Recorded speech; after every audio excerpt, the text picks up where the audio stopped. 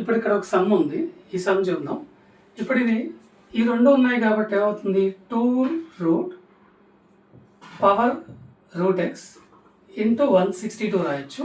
ఇప్పుడు ఈ 2ని పంపించేస్తే 3 to the power of root x is equal to 162/2.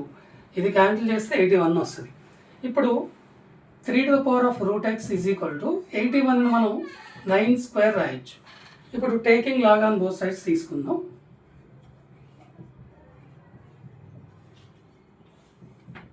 అప్పుడు log 3 to the power of root x is equal to log 9 whole square రాయొచ్చు. ఇప్పుడు మనకు ఒక ప్రాపర్టీ ఉంది, log x to the power of n అయితే n log x రాసుకోవచ్చు. Same ditto ఇక్కడ n అంటే రూట్ ఎక్స్ ఫామ్లో ఉంది కాబట్టి route x is equal to log 3 is equal to 2 log 9 రాసుకోవచ్చు. మళ్ళీ log 9 ఏమైనా రాసుకోవచ్చు, 3 స్క్వేర్ రాసుకోవచ్చు.